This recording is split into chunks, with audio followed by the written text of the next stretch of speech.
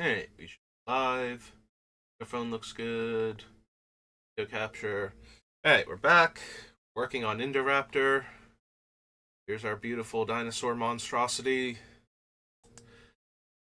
Pop it back up. And we got it down to 200 cards, so we only need 140 more non-land cards cut from the list. And we'll be good. Alright, so last time I just started at the top and worked my way down, reminding myself what was in here. Gonna do a little of that again.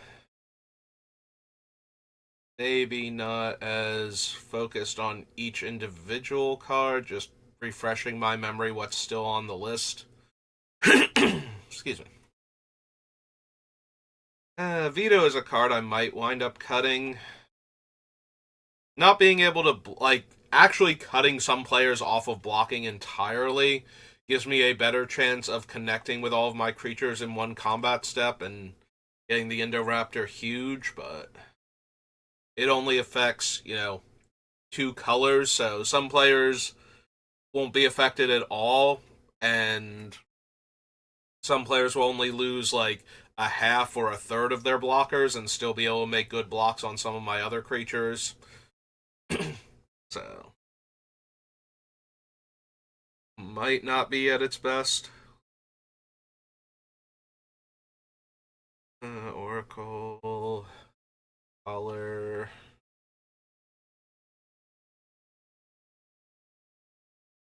Just give my brain a quick refresher on everything I've got going on. Actually, I'm really curious now how many +1/+1 counters things I have in the deck. Because obviously, doubling up Indoraptor itself is nice, but we can do that with cards like Berserk and Xenagos and whatnot, so maybe we don't need the ones that double up counters if that's not going to be a thing. Like, the next biggest one where counters matter, I think, is the Magmasaur, because then it would come in as a 10 power instead of a 5 power, and be able to kill basically the entire board on the next upkeep if it's not dealt with, so.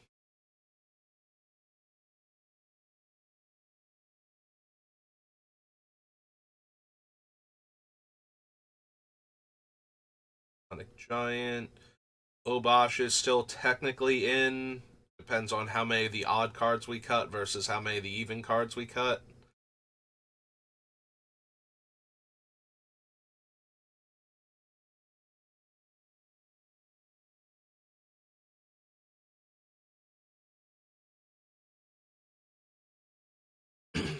Still don't know if Dragon's Approach is going to make it.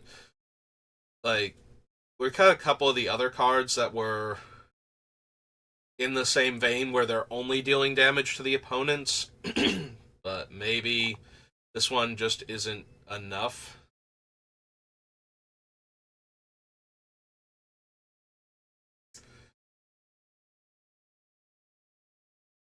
Which is funny because the other option is to try and figure out how to cram 5 or more of them into the deck, so that way we could actually get the dragon trigger off of it.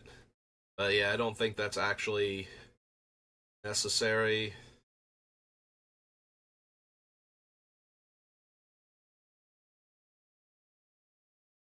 Wonder if we wind up cutting both versions of Torbrand, like original Torbrand and Rankle and Torbrand. I could see that. Like, they both add 2 extra damage to my effects, but that's not necessarily enough when we have all the doubling effects anyway, and they don't stack the way you want them to. Decadent Dragon, Sign of War, Bitter Triumph.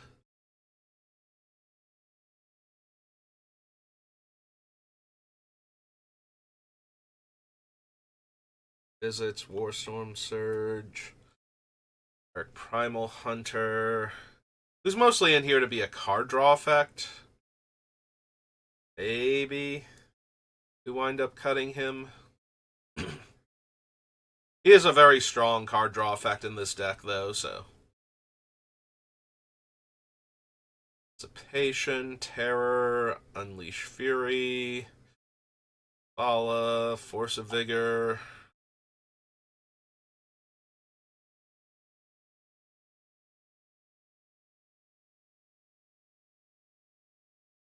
Get rid of the Baylor.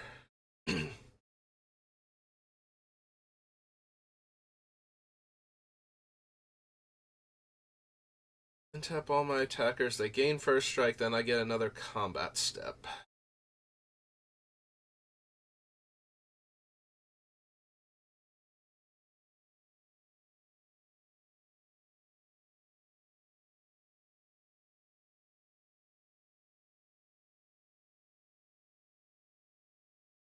No, we're not really a go wide strategy. It does help that Pathbreaker Ibex gives trample to my creatures, but it's not really necessary. Like, if I'm going to cast an expensive creature, I think I would rather cast something like the Siege Behemoth and just guarantee that all the damage is hitting the opponent if I want it to, versus Ibex that's just going to give my creatures a pump and trample. Like, the pump can be huge. If the Ibex comes down while the Indoraptor's huge and gets a swing in, then I'm doing amazing. Like, that's way better than Siege Behemoth, but in all other cases, it's probably going to be about the same between whether or not it's like my creatures are huge, so some of them get through for trample damage, versus my creatures are the same size, but they're guaranteed to connect if I want them to.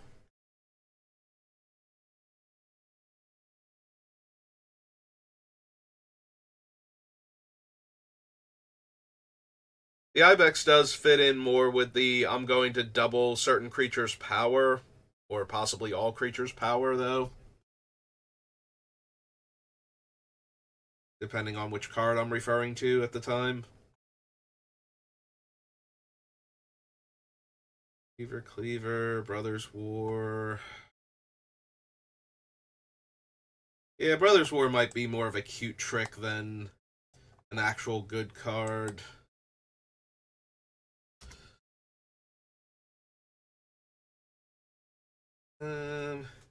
Hexplate Wallbreaker is effectively a 5-mana 4/4 that when it attacks, if it's the first combat, I untap everything and I get an extra combat step.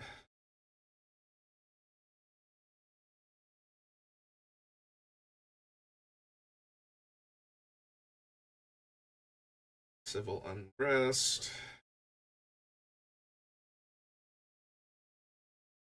The Uncivil Unrest makes me kind of want Rhythm of the Wild also.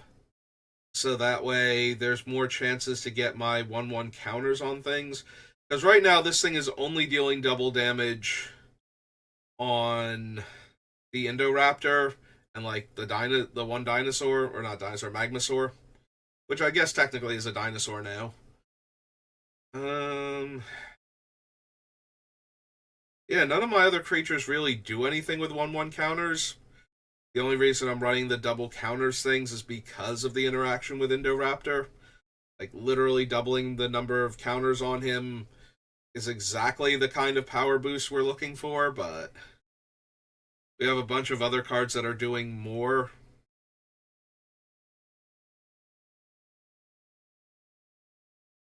Then the next question is, how many tokens am I making? Because if we cut the Corpse Jack Menace and the evolutionary thing, then like the evolutionary one is probably the easiest cut because it's only cares about counters, and right now we have Uncivil Unrest as our other thing, so we need like Rhythm of the Wild and possibly even the Hot Tub Springs or whatever it's called from Kamigawa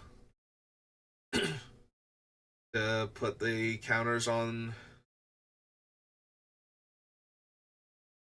creatures and give our modified creatures haste.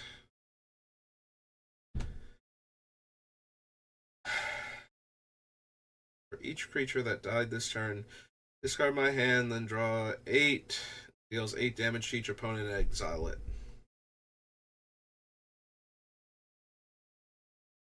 That's also probably more silly than it is good.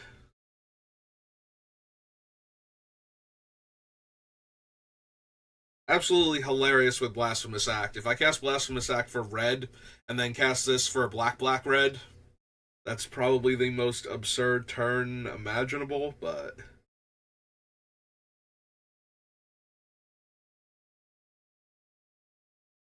everything's dead. I draw 8 cards. My opponents each take 8, and then I get to cast at minimum an 11 power, or I'm sorry, per opponent. So 2 opponents is 16, so 19 power Indoraptor, or a 27 power Indoraptor after that on an empty board.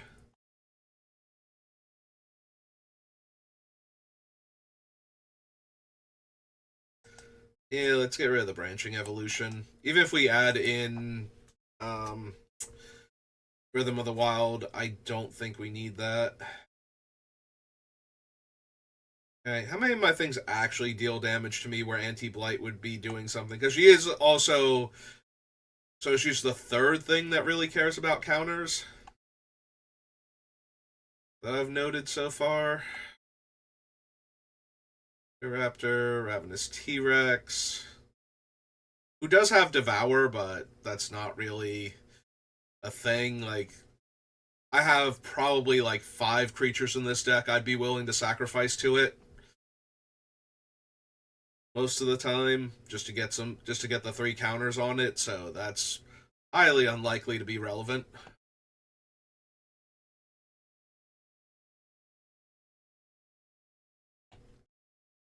Okay, so we have those two. How many things do I have that will deal damage to me as we go down to 198? Because we do have some. I definitely put things in there. Pestilence. Right, we've got Pestilence and Wumpus and Pyrohemia. So those are kind of big because she can keep getting a counter each time I deal myself a damage with those. Magmasaur can deal damage to me, but it'll probably kill her in the process. She needs to have enough counters on her already to survive. That's unlikely.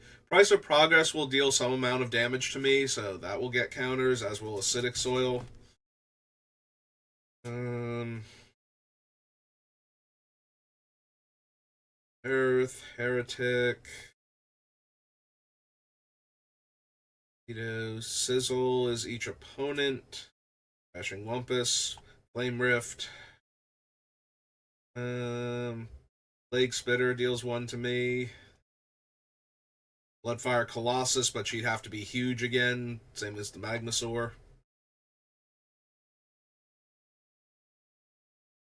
Greaves, Sad Robot, Plating, Kadama's Reach, Grave Robber, Sakura Tribe Elder. Those. Hidetsugu deals damage to me. She's equal the amount of damage dealt. I need to double check that, but I think that's what she is. So Hidetsugu is actually huge with her. Coal Hauler Swine. Pyrohemia. Molten Disaster hits me. And doesn't hit her because she's a flyer. Um, that one's way more likely to actually deal a ton of damage to me and everything else and keep her alive. Uh, that doesn't damage me and would kill her. Slagstorm can deal damage to me if I want it to. One of the reasons why it's on the list in the first place. Um, Rakdos Charm. Does that actually hit me? I thought that hit opponents, but I've got it worded like it hits me. Rakdos Charm. Oops.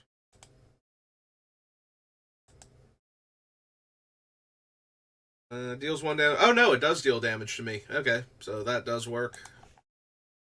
I did have it worded correctly. Lord of Riots, Zerta, opponents. Arc Bond would hit me, so potentially a huge amount of damage. Blighted Woodlands, Tunneling Geopede, Sin Prodder. They're all hitting opponents.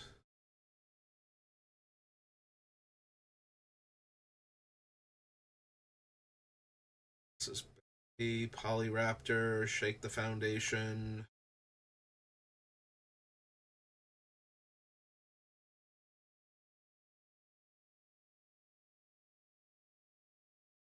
A Spawn of Mayhem deals 1 damage to me. Spewer deals 1 damage to me.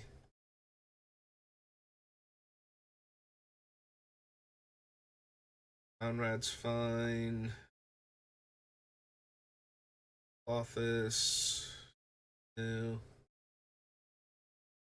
Sonic Giant. Goldspan, Magda. None of these are hurting me. Crackle with Power, not unless I really super wanted it to. But that would probably imply that I'm trying to make her huge to finish off the one opponent I couldn't deal quite enough damage to. So I crippled myself with tons of damage just to get her huge and finish them off. I'm not saying I wouldn't do if that was an option, but that's probably never going to happen. Or there'll be one game where it happens, and that's it. Though I do appreciate games where something like that comes up, where the correct answer is to do something crazy and harmful to myself in order to put my opponents in a position where they lose the game. I love when you play cards in ways that they were worded to allow you to do, but were never actually intended for that. Which is one of those things I kind of get sad about with modern Magic, because one of the things that modern card design has leaned into is reducing the number of times you have to click on something if you're playing on Arena or Magic Online.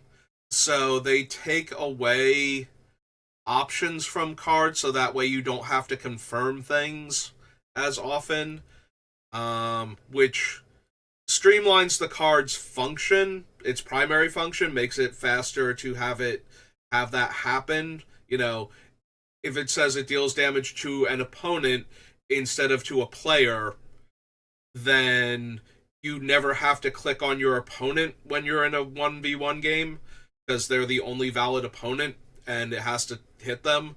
But you lose out when there are reasons why you would want to target yourself with the effect.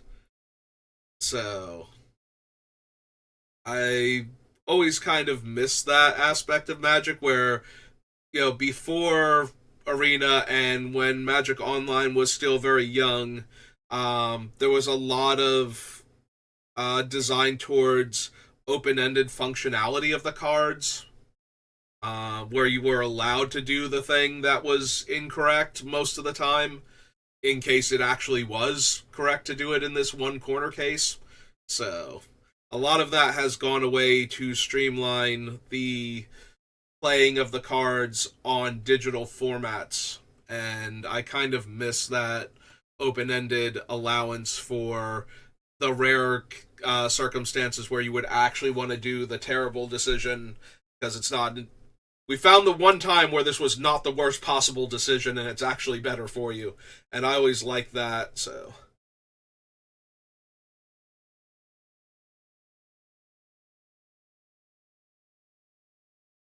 So I miss when you can't really do that with cards nowadays because they're actually actively designed against being able to do such things.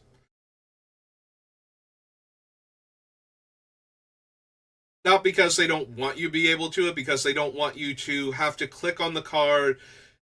If you're going to click on this card, like let's say you're actually going to put it in your standard deck and run it for the foreseeable future, or worse, one of the eternal formats, and it's just going to go in your deck and, thousands upon thousands of other players' decks, and 99.9% of the time you are going to do X with it. If you had the option, you would choose X anyway, and the number of times you do Y is like a fraction of a percentage point. Then the number of extra clicks players have to do with that card in order to use it in all the tournaments that they're going to do online and all of the practice games and all of this, it's just not worth it from a equity standpoint to Wizards anymore to allow you that fraction of a percentage chance to do the cool thing when it comes up. So And that is how they look at it too. It's like if one person is going to run this card and they are going to play like 1,000 games with it, and we add 1,000 clicks to the card because we wanted it to have this rare corner case function in the back pocket in case it ever came up. They actually see that as a negative equity because it makes the games take a fraction of a second longer or more. Like, you're doing something while you're practicing with the deck and you get distracted for a second and forget that you didn't click on the thing, waiting for the opponent to respond.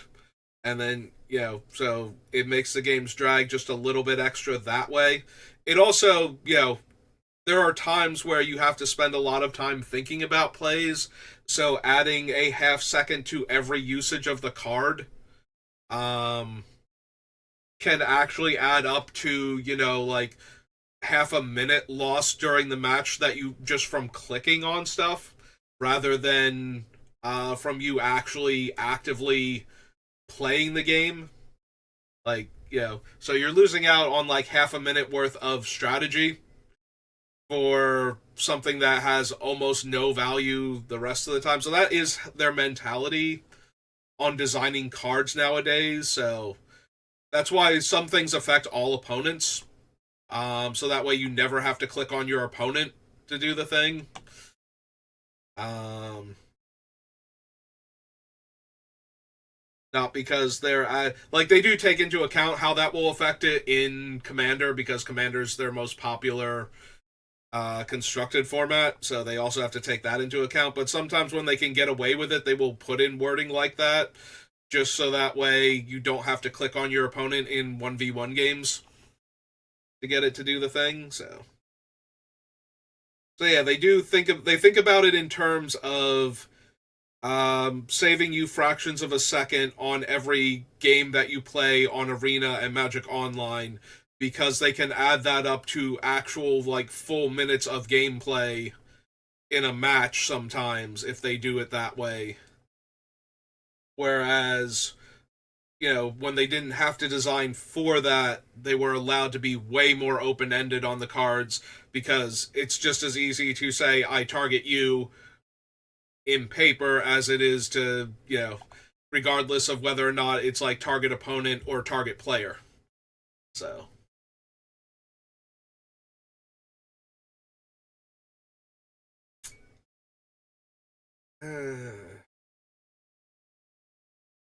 I didn't miss anything that was damaging me while I was on this rant. I don't think so. Yeah, none of these are damaging me. Okay. There are the peaks, Unleash Fury, Force of Vigor. Yeah, nowadays you tend to get cards that have those weird functionalities either because they have enough cards in the set that care about it that need it to be an option, or they're designing for like Commander, which gets played a lot less because Arena you can only do Brawl, and Magic Online the interface with Commander I've seen it before and it just looks absolutely abysmal. So, but it is their most popular like tabletop version of the game for constructed, so they're not exactly going to not design towards that. So if they can come up with a cool way to use cards like that, for Commander especially, it will show up a lot more there than it does in like sets designed for Arena and Magic Online play. The Baylor can't target me. It's I can choose every mode, but I have to choose an opponent for each one. So I can't like draw three, discard three at random or something. If that would be helpful. Descent into Avernus does deal damage to me. Omnivore. No. No. Nope. No. No. Yeah, none of these are dealing damage to me, so.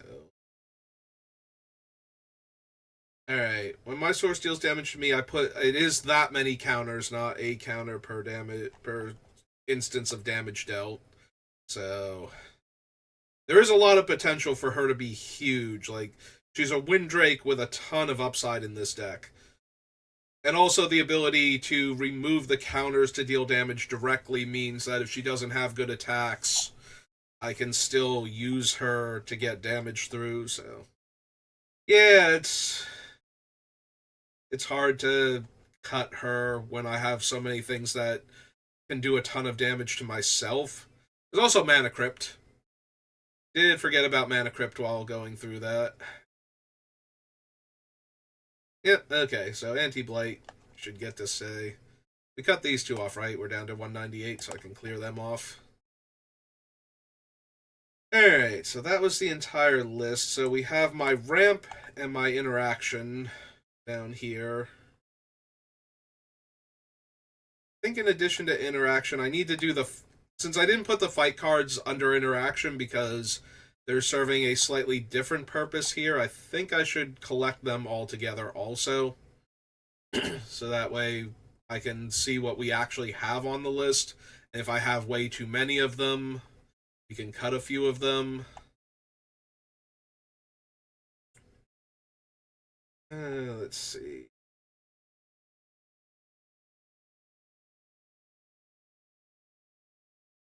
I know most of them shouldn't be in the older sets, but there were fight-like effects, some of which got errated to being a fight because they functioned as them. But fighting didn't really become a thing. I think it was technically Innistrad when they codified how fighting works as far as keywording it and everything. Prey upon. Reaction. Spark Mage. And then, of course, we're actually looking for the ones that buff my creature too, so that's even deeper into... There we go. So Savage Punch. Probably one of the best ones, because it's extremely cheap and gives a +2/+2. So either that one or one of the ones that puts counters on are probably the best fight card.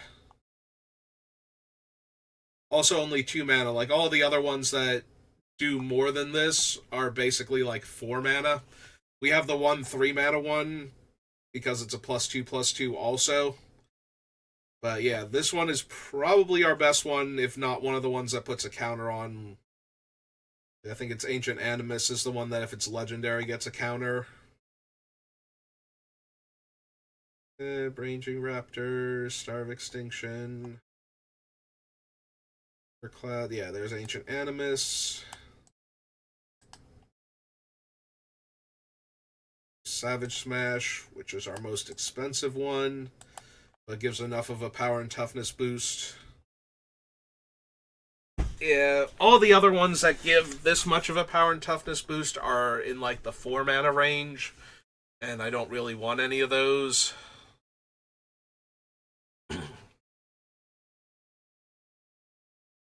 Good, Great Henge, Obosh, those.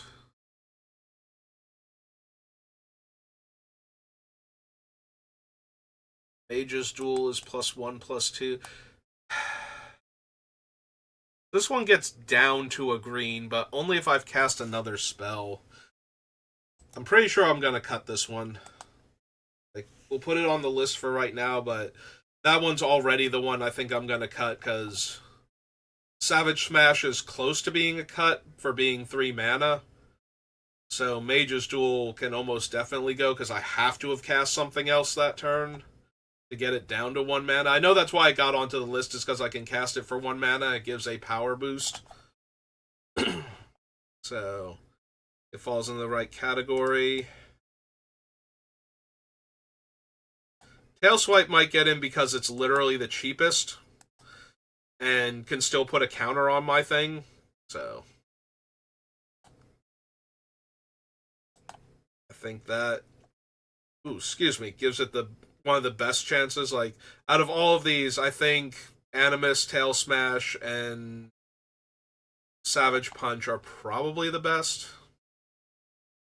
Unless I'm forgetting one. Oh, that's true. No, never mind. Ents Fury might be the best because it gives the counter and gives it +1/+1 and then has it fight. Right, I forgot this one is technically +2/+2 for 2 mana because the Indoraptor is almost always going to be 4 power. So yeah. All right, let's find all the rest of them. Curse of the Werefox is the other borderline one because it costs more than the rest but gives trample, and the +1/+1 is also permanent on that one. So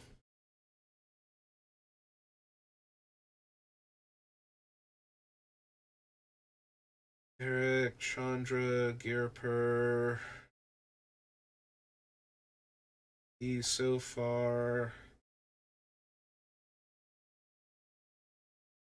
Copper Dragon, Baylor, Descent. No. Omnivore. I don't think there's a fight. I mean, the Altasaur itself, but I don't think there's an actual fight card in any of the commander sets that made it.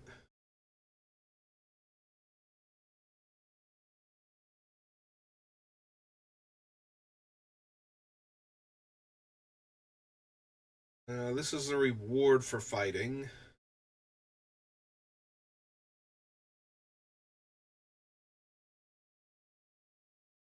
No. No. Mana Crypt, Magar. Here. Mana Crypt, Fiendish Duo. Manosaurus, and Blanca is another payoff for the fight cards. Alright, so just looking at this list. 1, 2, 3, 4, 5, 6, 7, 8. That's way too many. We don't have room for all of these. So, which ones are the best ones? Mage's Duel definitely goes. So.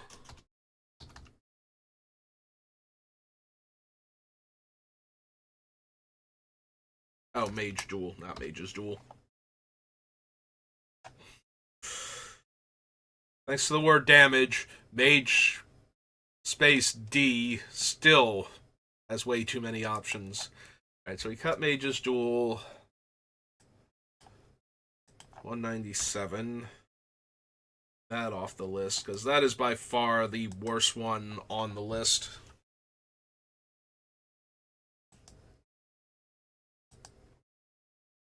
Alright.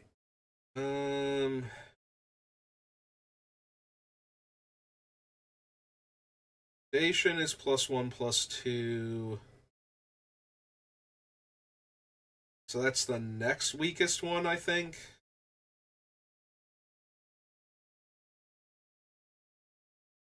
Alright, so 196. Let's get rid of Ruthless Predation also. This.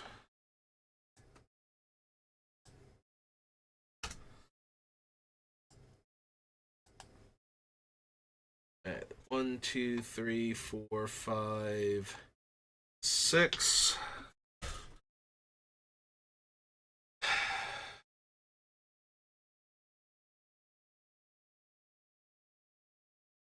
So, Savage Smash has the better power and toughness boost.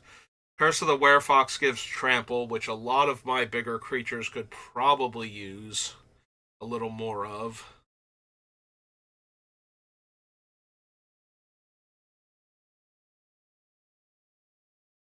Yeah, I think it's Savage Smash. Get rid of that one too. Savage Ventmaw. Actually, if there's 5 of them, should narrow it down a bit. So get rid of Savage Smash also. Brings us down to 195. We might have to get rid of more of them. We might have to rely on the deal damage to each of my creatures, but these are definitely the best fight cards left in the deck. on the list, I think. Like, Curse of the Werefox is debatable, but it does give trample, which is how it managed to squeak onto the list when I wasn't sure about it.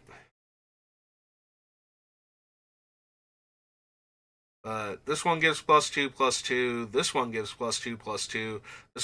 This one is an instant and gives +1/+1, and this one is an instant that can give +1/+1 and is cheaper than the rest of them. So I think between all of these, we have the best fight cards available.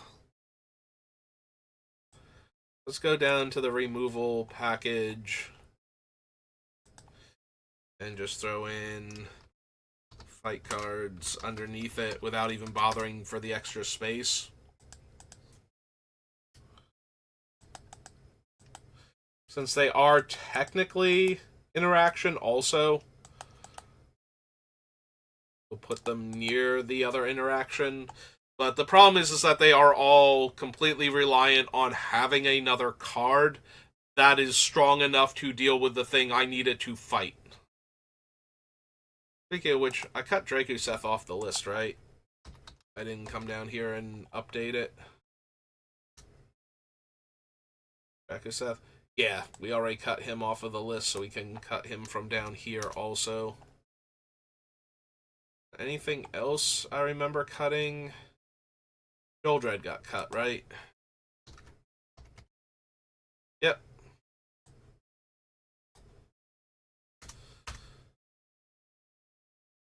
Casualties, Trophies, Star, Arc Bond, Vandal Blast, Sumasac.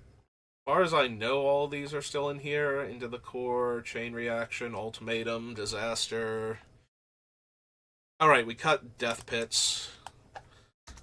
Because it's one of those, either it's amazing or it's terrible, and because of the way the deck is, there's no guarantee which of those two it's going to be. So, kind of need to get it off of the list.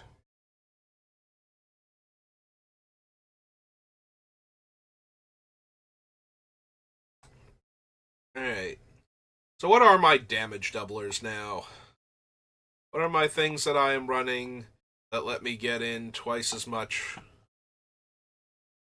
I guess not just the doublers, the ones that improve the amount of damage I'm dealing also, because I want to consider all of them.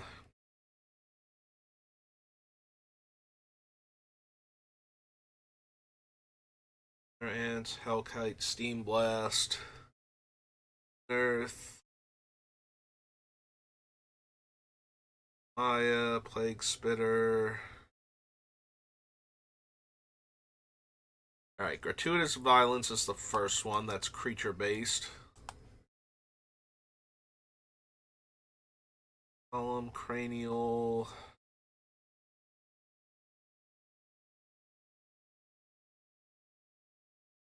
Season, nope. Yeah.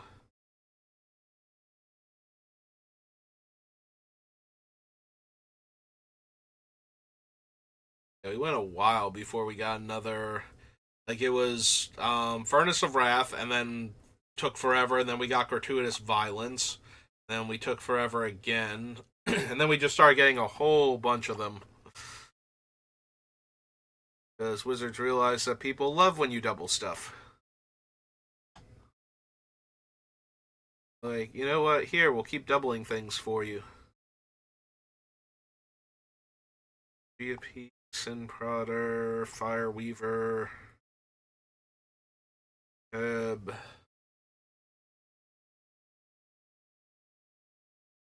We already cut the Marauders off the list, so that would have been the one around here. Blade, Ill-Gotten, Casualties.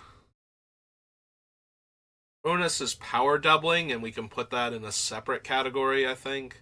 Alright, Torbrand adds to my damage.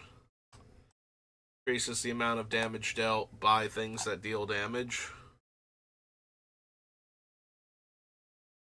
Obosh is damage doubling.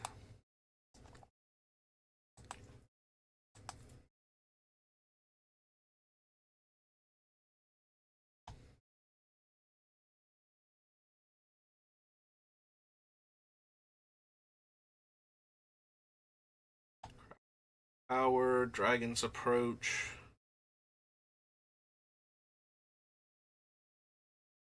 Natural Growth is power doubling.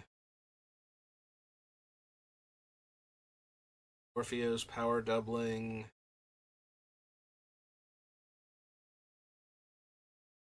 Sulfim doubles damage. City on Fire. Rankle and Torbrand. That's true. Vorinclex is technically a fight effect. That's like one of the main reasons he's on the list, is suddenly being able to pay one and have a creature fight.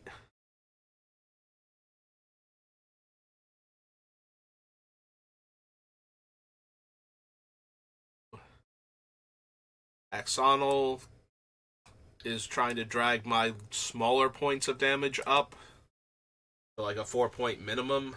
So Axonal is one of the weakest ones, except when none of the other ones are functioning. Then he's one of the strongest. Because he's a replacement effect like the rest of them, so once it gets to the point where it's dealing more damage than his power, his replacement effect no longer applies. And since we're usually getting the worst stacks for resolving which ones apply to the event, his should never come up. Fiery Emancipation is doubling damage. If you don't know what I'm talking about, so I went on a bit of a rant explaining this one during one of the card selection videos towards the end, but when multiple replacement effects are all trying to hit the same thing and can all apply to it, the player being affected or the controller of the permanent being affected chooses the order in which they apply, not the person who's trying to cause all of them necessarily. So it's one of those weird rules that when you encounter it seems super counterintuitive, especially, and this is the way most players encounter it, is trying to do too much damage additives and damage multipliers at the same time. Because, if you can increase what's being multiplied, it increases the damage dealt anyway. But because of the way Magic's rules work, replacement effects that apply to like, we're dealing damage to our opponent, so our opponent is the thing being affected, and therefore gets to decide the order in which the replacement effects apply. So they can always put the additive damage at the end after the multipliers, and they can also apply the multipliers first, so the damage gets out of range of Axonal's actual power, so he can't apply to it anymore unless he can, in which case, you're not getting any extra damage from the multipliers then. If I deal 1 damage to you, it gets doubled to 2, and Axonal is at 4, then it deals 4. As opposed to, I'm going to deal 1 point of damage to you that's going to be doubled, and I have Axonal out. You want it to deal 8, because, you control all of these things, and it's like, that's the way you were hoping it was going to work, but that is not actually the way the rules of Magic work. So that's the abbreviated version. I do believe there is a reason for the rules working that way that makes more sense with other replacement effects, but this is the one I seem to run into the most, and it's the one that catches the most players off guard because of that. And a lot of players get super frustrated about that one because it's very counterintuitive, and it also doesn't work the way they want it to. Like, if something's counterintuitive and you find out it's better for you, then you feel like you discovered a treasure. It's like, oh wait, this thing is actually way better than I thought it was. I'm going to use that later on. But when you find out it's way worse than you thought it was going to be, it usually disappoints players a lot. So a lot of rules are set up to not disappoint players. They don't like that negative surprise moment in the game.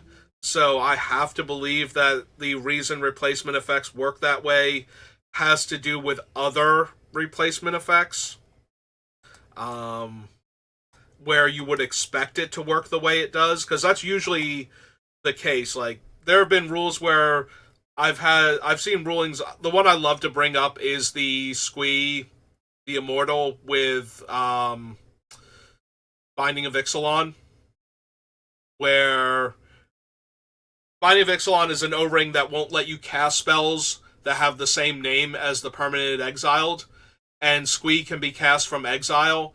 And as long as there's only one Squee under one Ixalan's binding, you can actually cast Squee out from underneath it because of the way the game checks for legality of casting the spell. By the time it looks to see if Squee is legal to be cast, he's already on the stack, and that makes no sense until you realize it's the same rule that works with X spells and the Eldrazi, the you can't even Eldrazi, where players can't cast spells with even mana costs. Um, so the ruling, like you would expect with the Eldrazi, that if you cast an X spell and X plus the colored mana on it doesn't add up to an even number, you would be able to cast it. You'd be able to select an odd number for X, like if it's, or an even number if it's like red and X, so that way it's odd total. Um, but if you had a spell like Rolling Thunder, which is double red and X, if you couldn't cast Squee the Immortal out from underneath Ixalan's binding, you also wouldn't be able to cast Rolling Thunder while that Eldrazi is in play, regardless of what you were going to select for X. So, casting Squee out from underneath an Ixalan's binding that says you can't cast it because it exiled him makes no sense to me. Being able to cast Rolling Thunder while the you can't even Eldrazi, I keep forgetting, I think it's Void Winnower is its name. Being able to cast Rolling Thunder while Void Winnower is out makes perfect sense to me as long as you choose an odd amount for X. They're the same rule.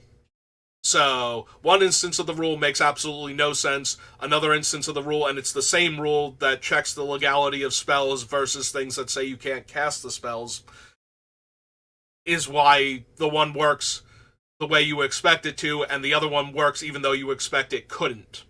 So, I have to believe that there are replacement effects that would make no sense if they didn't work the way they do. But the one I keep running into is the damage multiplier and damage additive one. And that's the one that works counterintuitive to how you would think it would. So the feel bad that it creates, oh wow, I am like dropping frames. You alright, internet? I mean, I've only lost about 500 frames, but yeah, it was like dipping into the red there, so I'm sorry if the stream got super choppy during this whole explanation. Hopefully the VOD will at least be clear, because it's not like I have a ton of people watching me live or anything. I appreciate you, though, one viewer that it always says I have. I'm always kind of concerned that you might be my OBS or something that's watching me that way. Or not OBS, but like Stream Elements or something. But if you're a real person, I do appreciate you showing up all the time. Just hanging out and lurking. But yeah, so that is the rule that makes no sense, that catches tons of people off guard. So it has to be doing something else that you don't see as often, but that is more important that that can work properly than that this one doesn't work the way you want it to.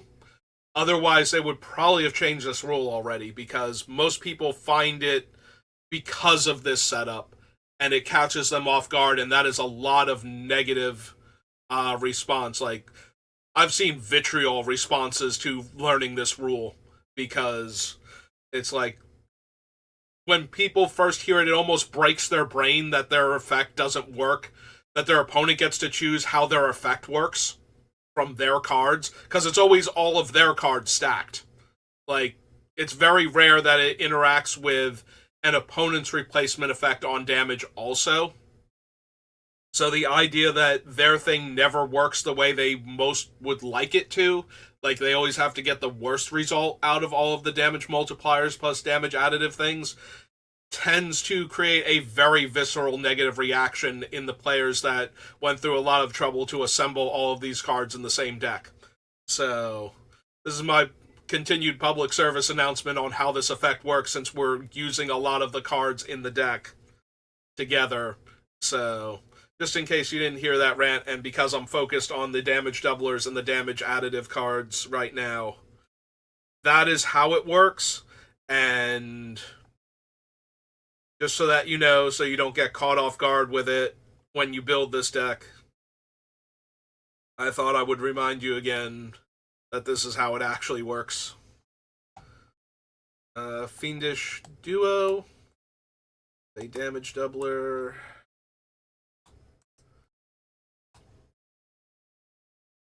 And it is one of the reasons why I might even be cutting the damage additive cards, because they don't actually add a ton of damage.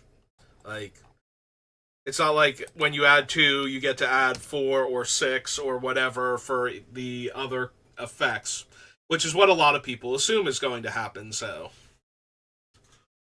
because it does not work that way, they might actually be weak enough that we can cut them, and then you won't have to worry about the feel bads of not working the way you want them to. Also, I'm sorry if I ruined your thing by explaining to you how the rules of Magic work, and you've now found out that technically, when you've been telling your opponents that they're taking like 52 damage when they were supposed to only be taking like 42 damage instead, because you've been multiplying those extra damages instead of adding them in at the end, because that's technically the way they're supposed to go. Unless your opponent wants to take all that damage, but if you've been adding it up for your opponent and telling them how much damage they take, that is not actually how it works, and I'm sorry I ruined your cool thing. Alright, so this is damage increasers. Damage increases? Sure. Let's go with increases, because it's an actual real word. That's creature based.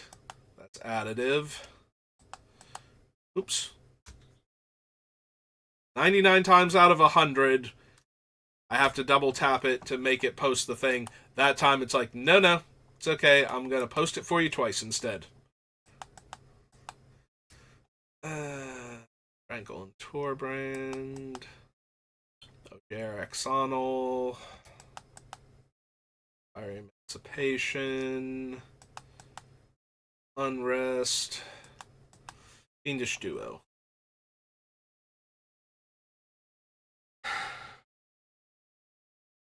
Yeah, I'm gonna be honest. With Civil Unrest, I don't think I want this card if I'm not going to run Rhythm of the Wild. Because my creatures don't deal double damage if they if they don't have a counter on it, they don't deal double damage, and that means this isn't giving haste to 99.9% of my creatures. If I want them to get the double damage effect, so if I need them to get haste, I would rather have any other give all of my creatures haste cards than this 5 mana enchantment. Like, literally, Fervor would be better at that point for 2 less mana, if that's the function it's going to have. The only thing it's really doing better is that all of my other creatures have haste, and Indoraptor deals double damage. Because he's going to come in with counters on him.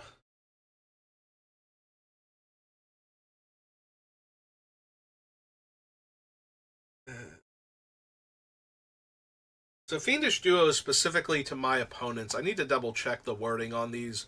I think I wrote them down because I remember them, but when I'm dealing damage to myself, it's kind of important to know which of these actually say to an opponent, like to a permanent player. So gratuitous violence will hurt me. So that one is my creatures deal double damage. That is correct. I think we're cutting Torbrand, but just in case.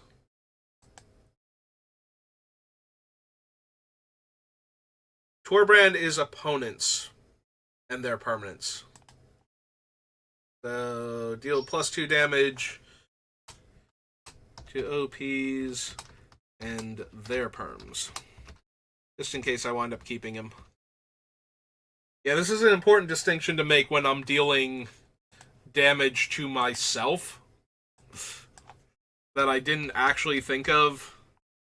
So, Obosh would deal damage to a permanent player. Okay, so Obosh is just straight up damage multiplier. Sulfim.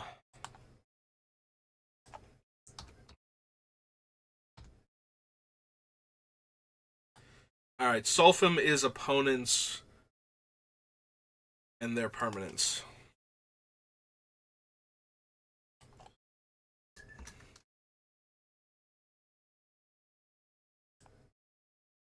Let's see. Cut that. Oh, Sulfim, I actually had it written out. Alright, that's fine. We might need it for the other ones. Alright, City on Fire.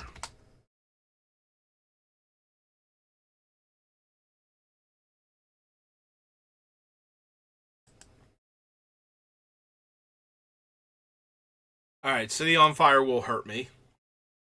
Rankle and Torbrand.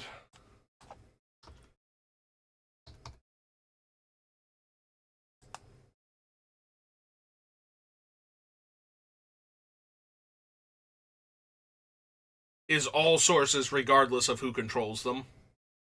Alright, so.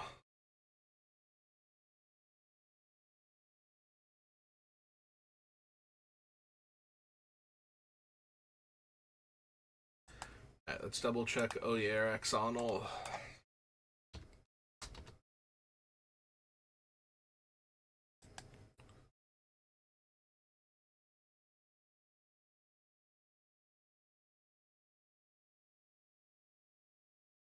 Come on, Gather. You can do it.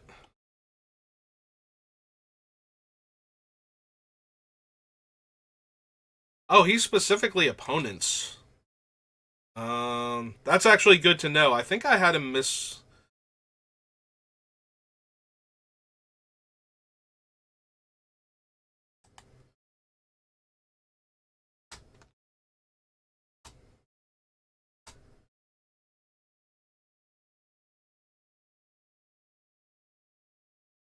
Actually, the should be this damage.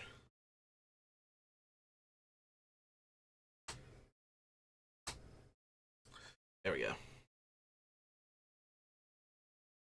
Yeah, see, I have them written out as though they just dealt in.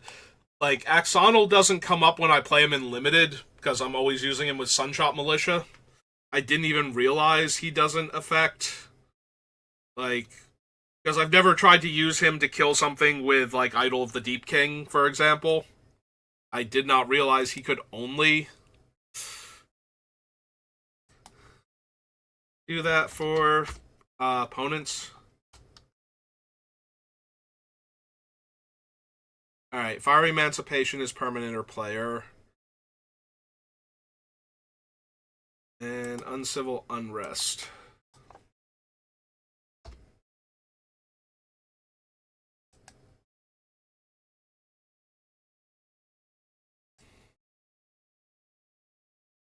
Alright, so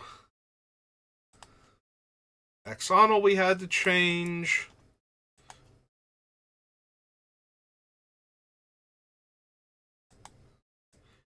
Sulfim we had to change. And Torbrand we had to change.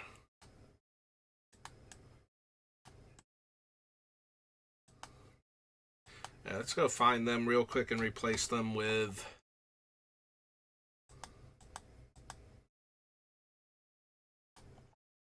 Alright, here...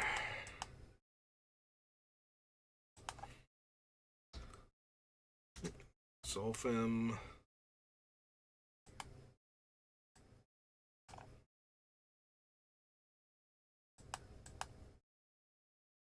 and Torbrand.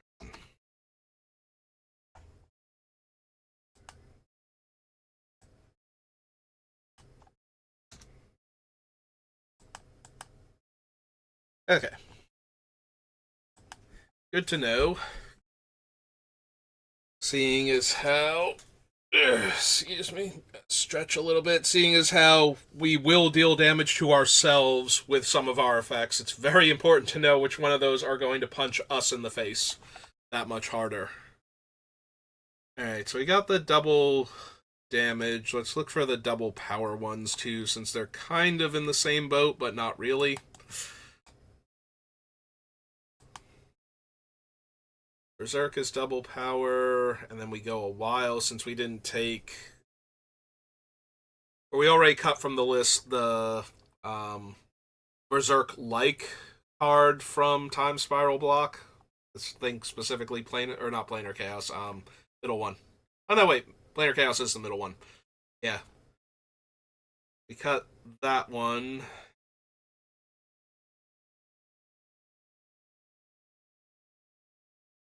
Then we have.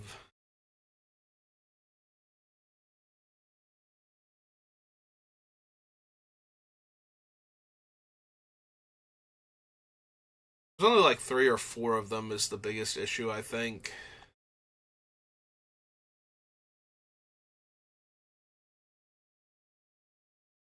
Yeah, we've got Xenagos who doubles power.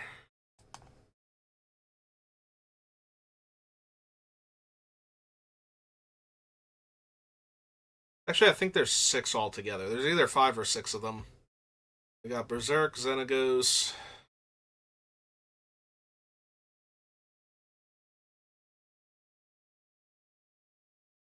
Animus, new. Got Eternal Ronus.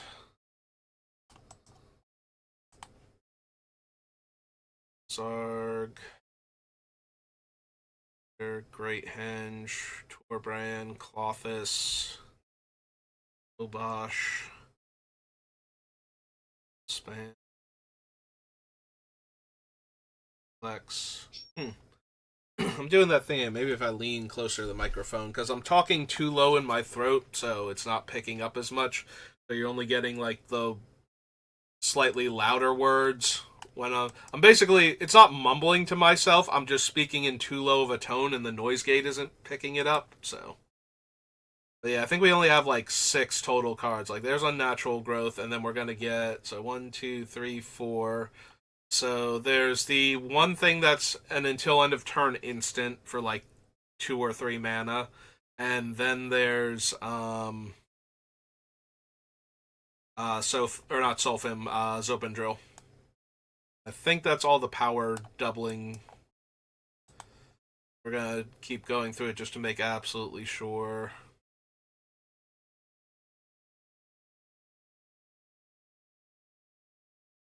Throw Coat, Curse of the Werefox. Here, lean a little bit closer in. Picks me up better. Oh right, Skullport Nexus. I completely forgot that that was on the list. It only doubles the one creature, but it's repeatable, so like more inclined to cut. Hang on, it was definitely in the M set. Oh, there it is. Unleash Fury. Okay, found it. Like that one might just be going because it's a one shot and it's more expensive than Berserk, and I can't use it as a bad removal spell. And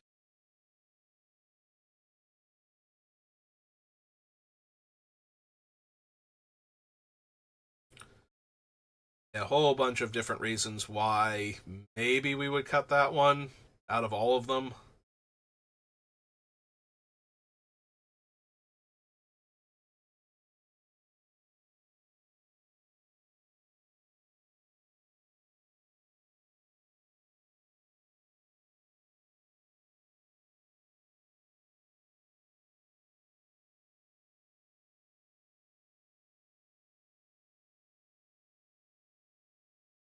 Yeah, I think the biggest reason to potentially keep it is giving Blanca trample and doubling his power after targeting him multiple times might be a kind of a big deal, but most of the things that target Blanca are going to be fight effects anyway, so he has to live through all of that fighting and then get his power doubled, so probably not. Those damage increases and power increases. Specifically the doublers, but Xenagos. I can also see cutting Ronus. I think he's the least impressive out of the ones that are doing this.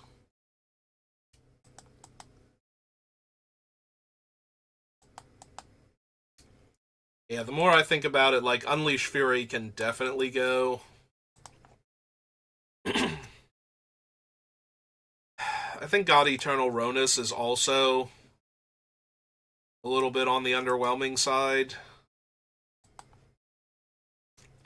Like, once these are in play, they just double the power each combat step, so they're the better ones. Xenagos doubles one creature's power, but also gives it haste, and considering I'm not a go wide strategy, that's probably good enough. And Skullport Nexus is also only one target, but it's A, repeatable, unlike the Unleash Fury, or Ronus for that matter. And B, also has the added effect of if somebody wraths the board and they don't exile, I get a giant angry dinosaur token to replace all of my dead creatures, so at least I'd have that going on. Yeah, I think we can get rid of those two. And for the damage effects, I think the Tor brands can actually go. Like, because they don't work the way we want them to, and they're kind of underwhelming on top of that, like, they're only adding 2 damage to the other effects. So. Also, the Rankle and Torbrand specifically change when the damage can be dealt in order for it to be affected. Like, my upkeep triggers aren't going to matter for them. So, things like the Spawn of Mayhem and the Plague Spreader and the one Vampire that are all dealing damage on my upkeep don't get the bonus damage.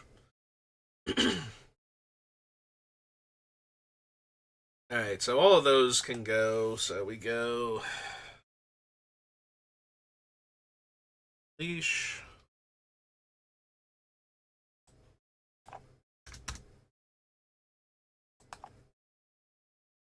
Ronus.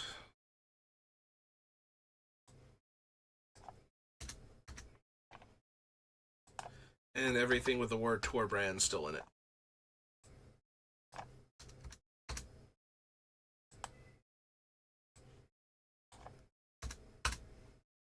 One, two, three, four.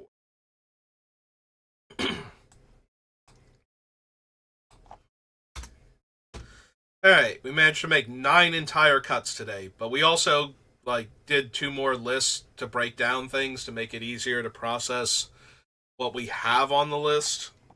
So there's that at least. But yeah, we're almost 10 minutes over the hour mark now, so I'm gonna call it there. So thank you for watching, and I will see you next time. Have a good rest of your day.